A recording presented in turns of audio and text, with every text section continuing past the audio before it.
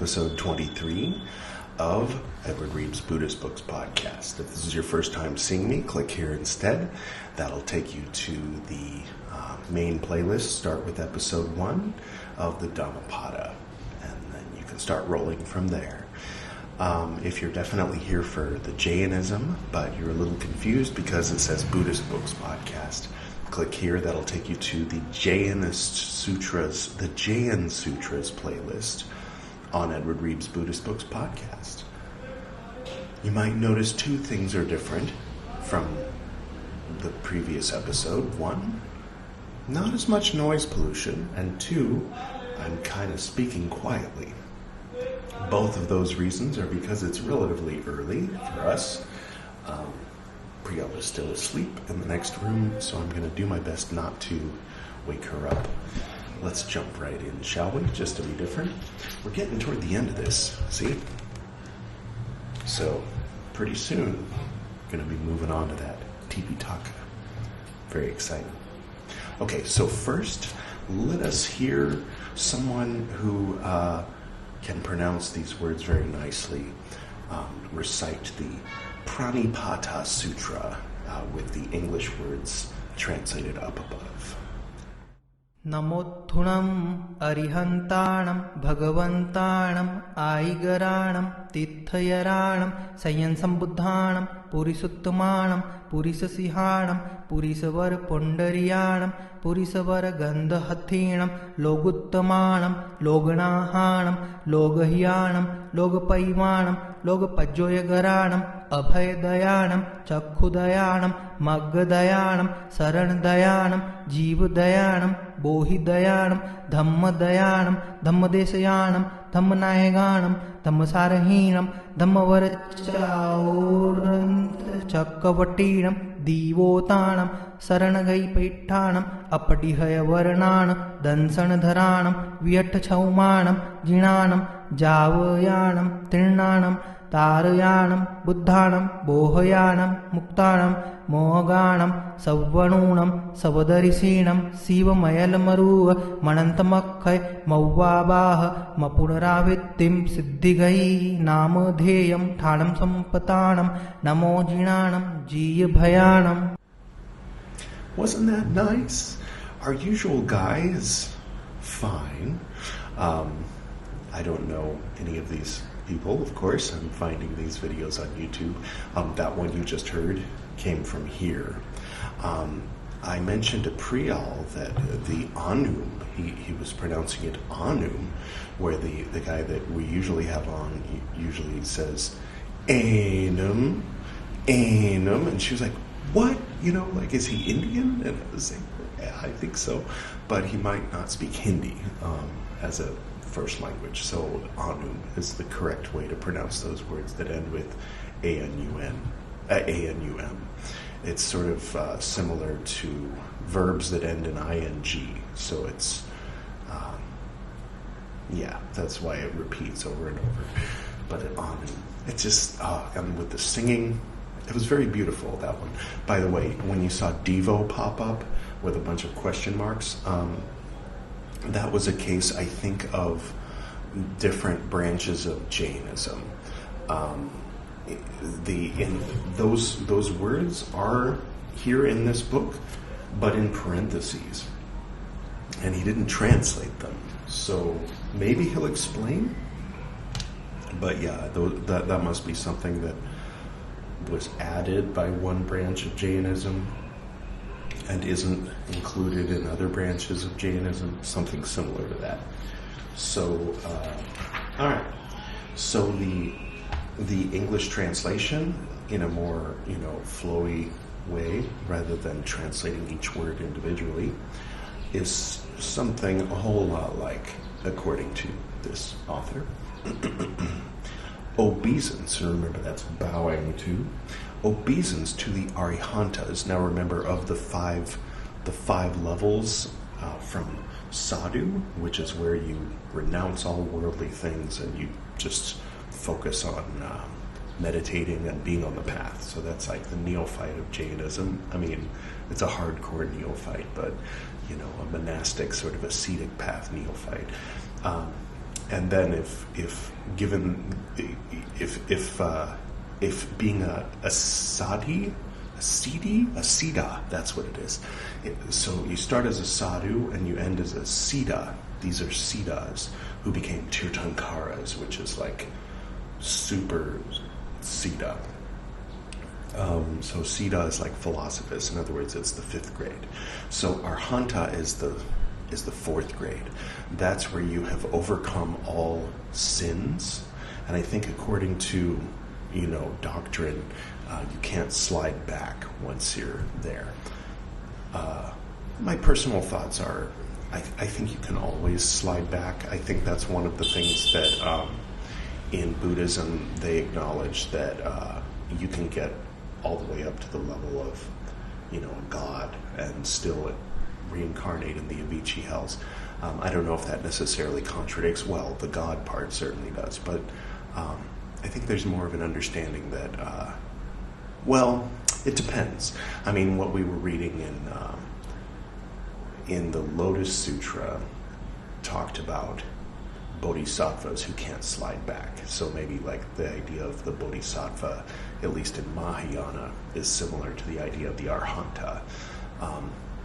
Except the arhanta has conquered all the sins, but hasn't attained ultimate freedom. But from our perspective, you remember we were talking about this, from the idea is that they're worshipped as gods alongside the siddhas, because it's basically the same from the perspective of someone who's not even a sadhu, who hasn't even begun upon the path. Like the practicus and the philosophers are equally worthy of worship. For those of you, hi Robbie, for those of you familiar with those terms. I'll keep going. Okay, obeisance to the arhantas, who destroy the inner enemies. Obeisance to the venerable ones, who are the founders of religion, who have established the fourfold order, who have attained the right knowledge on their own. Obeisance to them who are supreme amongst men, the lions amongst men. I mean, it was pretty clear in the recital, but it went pretty quickly. And for those of you on the podcast, you didn't see it. The lotuses amongst men and the elephants of the Gandhana species amongst men. Obeisance to them who are supreme in the universe, masters of the universe. By the way, Priyal just finished a drawing of an elephant. I will check with her and see if she doesn't mind me showing it to you right now. So if you're on YouTube and you didn't just see an elephant, it's because she preferred that I not put it on here, but I don't think she'll mind. But isn't that nice? She's been doing sort of a traditional style, traditional Bihari style. But anyway, every Sunday she's done 3 birds, a peacock and 2 other, like a small bird and a big bird, and a bunch of other things. Very nice. Okay. Obeisance to them who are supreme in the universe, masters of the universe, benefactors of the universe, beacons of the universe, and who illuminate the universe. Obeisance to them who are bestowers of fearlessness, bestowers of vision, givers of the right path, givers of refuge, givers of life, and givers of right vision. Obeisance to them who are benefactors of religion, preceptors of religion, leaders of religion, charioteers of religion, superior in religion, and who help to conquer the journey of the fourfold existence. Obeisance to them who uproot wrong knowledge, who are givers of knowledge, and who are devoid of deceit.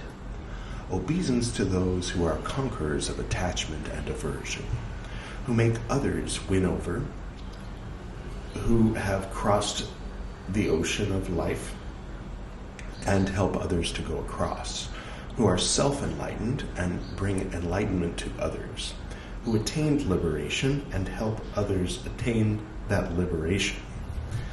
Obeisance to those who are all-knowing and all-seeing, who are without disturbance, who are stable, free of disease, without end, without decay, without obstacle, free from transmigration, and who have attained the Siddha state. Salutations to those who have conquered fear and who are venerable, omniscient beings. Okay, analysis. Well, the analysis is very short on this one. I mean, it seems pretty straightforward, but anyway. Therefore, by following Jaina dictums, you will find that behind every action, our thoughts should echo the purity of life, its greatness and its vastness, which will lead to the redemption of the world. All right. The harmony of devotion, knowledge, and action. Indian philosophy speaks of the three paths of devotion: bhakti yoga, knowledge, jnana yoga, and action, karma yoga, that make our spiritual disciplines steadfast and strong. In the Vedic tradition, there are some contradictory opinions regarding these three paths. One faction of Vedic thinkers considers devotion to be the supreme path. They believe that the human being is so small and weak that he has no recourse to knowledge and action. Well, this seems like the author of this book doesn't approve of the path of devotion. That's basically like the kirtan, the responsorial, Hare Krishna, like getting there with love, like the Sufi path, if you will, I think overlaps with this. The certain, the Christian path, certain types of Buddhism for sure, where you are constantly praying to the Buddha. They seem to be emphasizing obeisance to the Guru. Yeah, devotion path. It's odd that he's, well, anyway. Yeah, so he doesn't like the devotion path, apparently. I just had to stop and say something, because I don't want your only understanding of bhakti yoga to be someone saying, yeah, they think that humans are so small and helpless that they need to blah, blah, blah. No, it's a path of getting out through love, through adoration of whatever it is, the doorknob, Mickey Mouse, God, the Guru, just through pure devotion and love and expression of that love, just to be uplifted all the way up. Gosh, I wish I could remember who it was. There was anyway, I'll talk to Priyal about it and find out and get back to you. But there was one of the many enlightened people in the history of India who followed that path, and he was devoted to Kali. And at a certain point, he realized that it wasn't Kali, that it was the formless God beyond Kali. And it was taking the form of Kali that whole time, but it was his devotion to Kali that led him to that understanding. Anyway, there's things. What do I know? They believe that the human being is so small and weak that he has no recourse to knowledge and action. Therefore, he has no choice but to devote himself at the feet of God and beg for redemption. That is not the bhakti path. I am sorry, Upadhyaya Amar Muni. I disagree with your assessment of bhakti yoga, and I think that a lot of what you described about devotion to the Guru is bhakti yoga. Anyway, don't mean to disagree with a saint, but well, unless it's St. Paul, obviously. Another faction revered the path of knowledge. Well, I think since they're Vedic, they're not Jainist, and so they're already, down the nose, looking down the nose at, even though they're the same. Another faction revered the path of knowledge. For instance, the Vedantins believe that this world and its sorrows are nothing but an illusion. They believe that it is not austerities, but the path of knowledge that can redeem us of pain and suffering. Niha jnanena sadursam pavitramiha vidyate, from Gita 4/38. All we have to do is believe that we are pure Atman. As soon as this truth is realized, the soul will obtain liberation. Bit of an oversimplification, I think. Again, I think he's coming from the perspective of, the Vedas are wrong. Jaina is the way. It's like a Christian talking about Judaism or Buddhism or Islam or something, or atheism or agnosticism or Gnosticism or paganism or anything but Christianity, usually anything except for their particular denomination of Christianity. I think in Jainism there seems to be a little bit more of all the different factions of Jainism agree on these points, but I don't know, maybe not. If you went to an orientation for a Christian church, they might do a whole lot of like, oh yeah, it doesn't matter which denomination you are at the orientation, but then once you're on the inside, it's like, the reason why we're Northern Baptist, Second Council of 1913, and not Southern Baptist Council of 1892. Anyway. Then there is a third faction that believes only in action. These thinkers attach no value for knowledge and devotion. I'm sorry, I oversimplified. I like this author, but when he's talking about the Vedas and talking about these karmas, he's cartooning it a lot. And I've been through several yoga trainings, 3.5 at this point, and they go into all these a lot. We talk about them for days, for like the entire month. And participating in devotional practices and Hare Krishna type practices and this kind of thing. It's oversimplified. Anyway, there's a third faction that they attach no value to knowledge and devotion. They propose sacrificial pyres, or yajnas, practicing of immense spiritual austerities and undergoing rigorous physical regimen. Here there is no respect for the heart or mind. The early Mimamasakas and many sadhus who practice Hatha Yoga nowadays belong to this faith. They believe in action and nothing else. I don't think there's anybody that matches the descriptions. Anyway, not real people. The problem is that each of these three factions has no room for the other two. Sorry, disagree with this part. The believers of devotion do not lay emphasis on conduct. The ones who believe in knowledge do not pay attention to action. The ones who propound action forget that without the flow of devotion or the light of knowledge, there can be no benefit. Oh, now he's talking nicely about devotion. Yeah, you don't find like purists. I mean, there's some who like lean heavily one way or another. Like, for example, my dad was more of the jnana yogi. And come to think of it, he was devoted in his way. But yeah, he didn't pay much credence to belief and devotion, that expression of love. So I guess there is some truth there. And come to think of it, he didn't, action maybe a little bit. But yeah, okay. And the thing, when I think of my dad, he was one who fell into jnana yoga at the exclusion of the other two. So I did learn early on that that's not a good way. Because, he died young because of being physically unhealthy. Anyway, Jainism does not tread any of these paths in isolation. Okay. Sorry, I don't mean to be disagreeing with the words. It adopts the method of harmony. It illuminates every area of life with anekantavada, non-absolutism.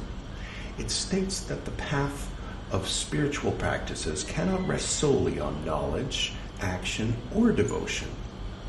The vehicle of sadhana needs to be the harmonious coexistence of all three in order to run smoothly. Yeah, okay, that was my only point.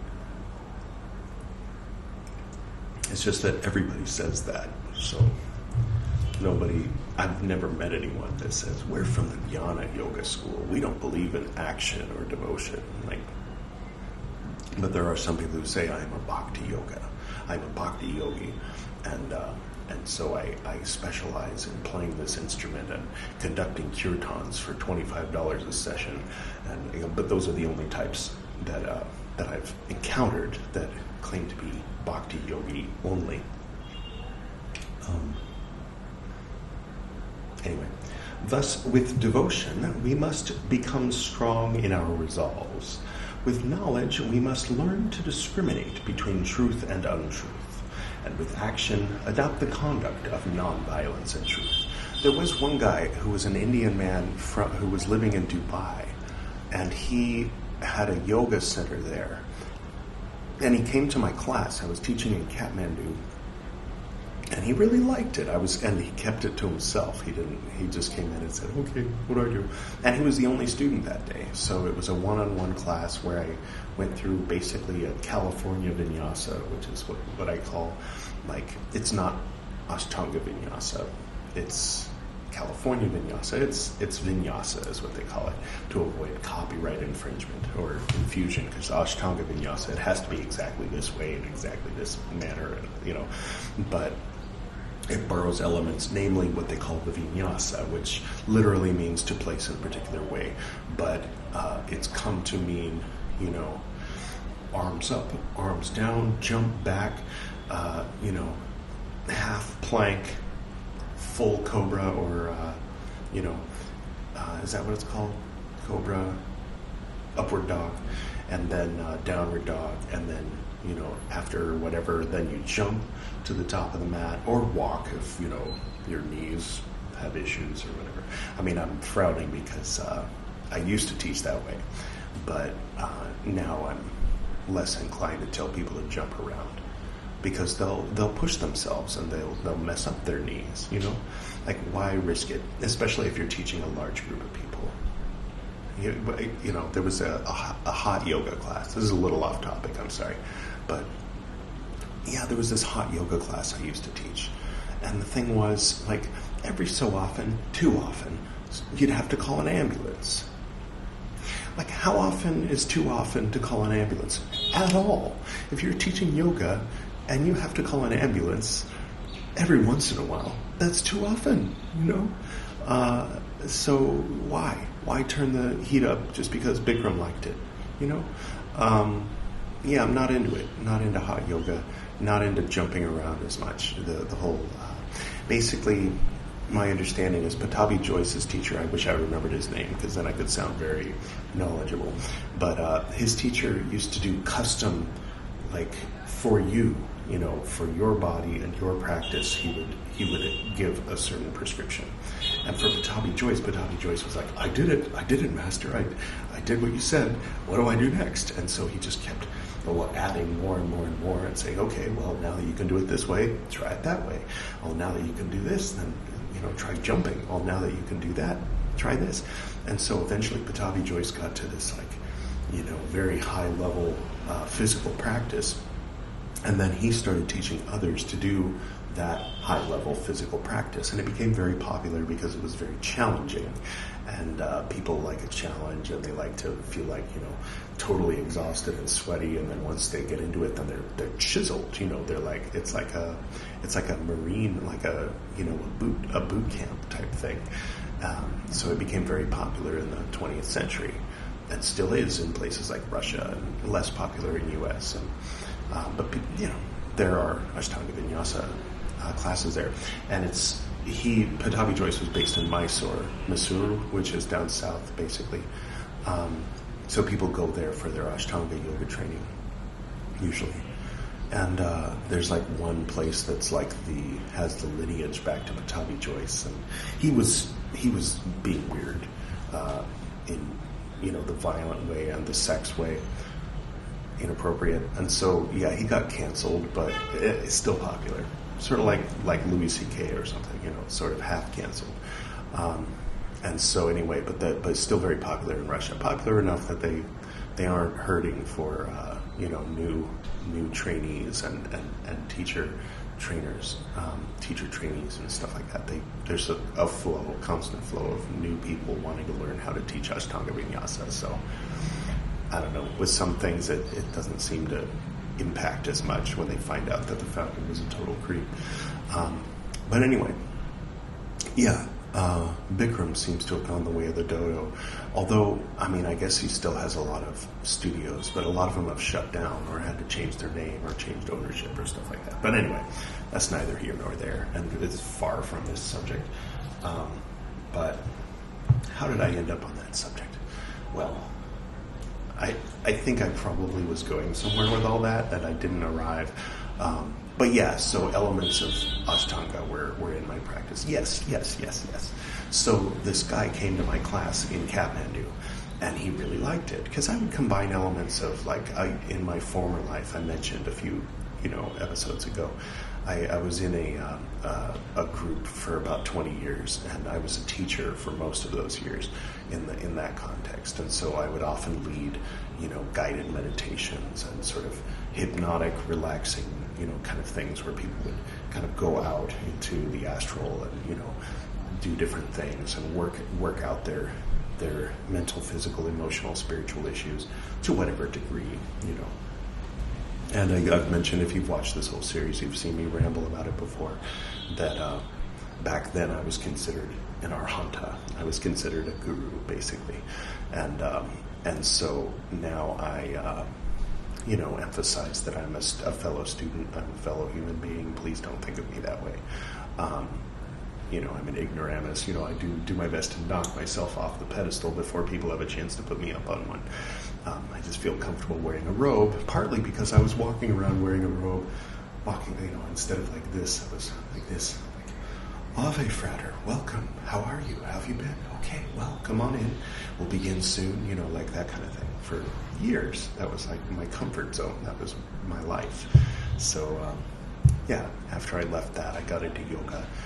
That was Western-based, so I kind of like went to something similar, but far enough away that it wasn't like re-stimulating the traumas, but close enough that it was still what I was used to. Plus, I kind of always had that plan of like, I'm going to specialize in Western, then specialize in Eastern, even though I don't like those terms at this point.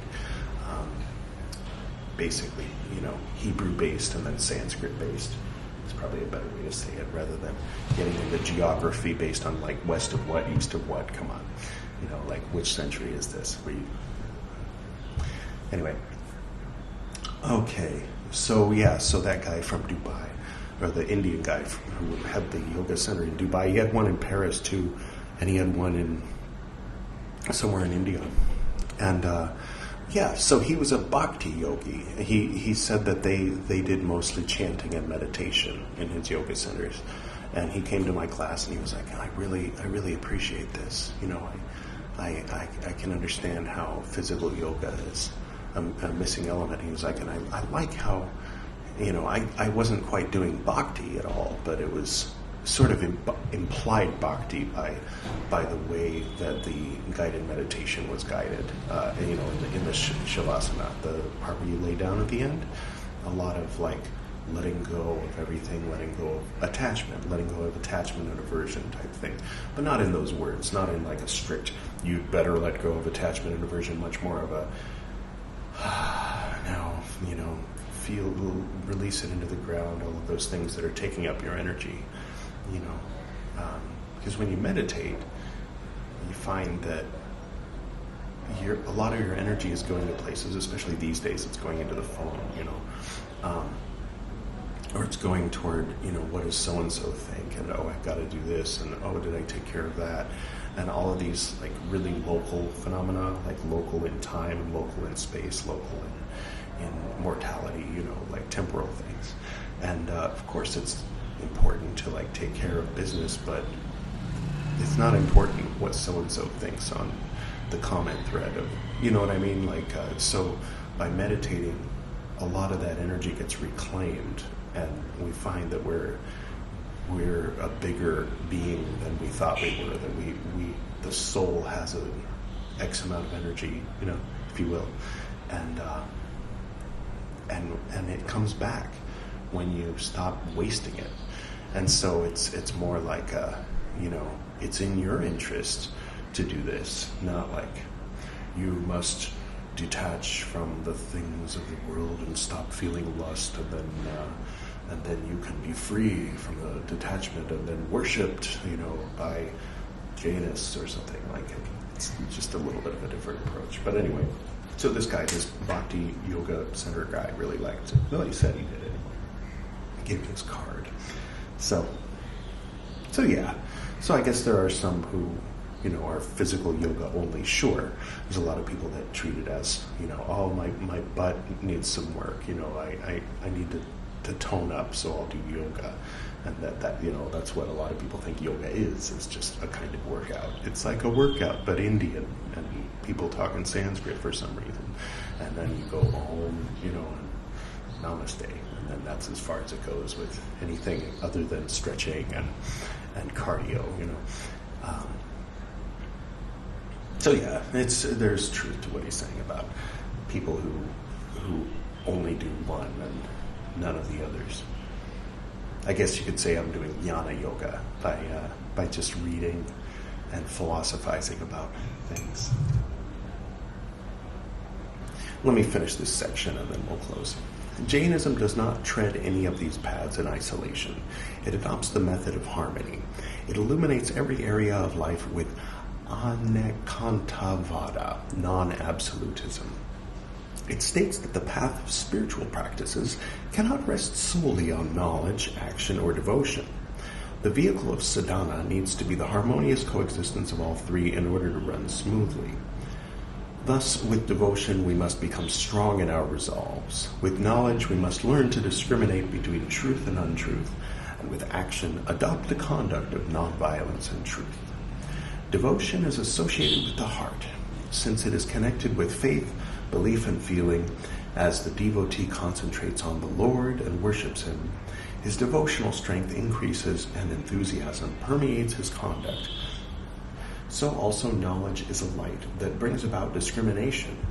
It makes one aware of one's duties, allows one to know the actual form of the Lord and the manner in which one must pray. Action is related to conduct. Without right conduct, a person is like a lowly animal that is caught in its bodily needs and desires.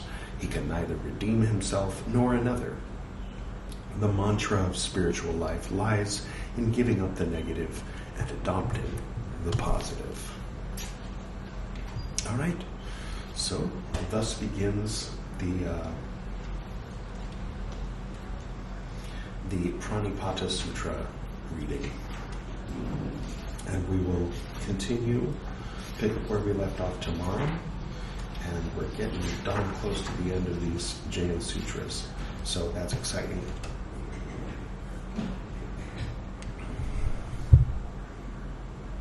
Thank you for tuning in. Thank you for going on this ride with me. To the north and to the south, to the east and to the west, to the spirits of light among us and to the spirits below, we send out our reverent love and compassion. May all beings be happy. May all beings be serene. May all beings be in peace.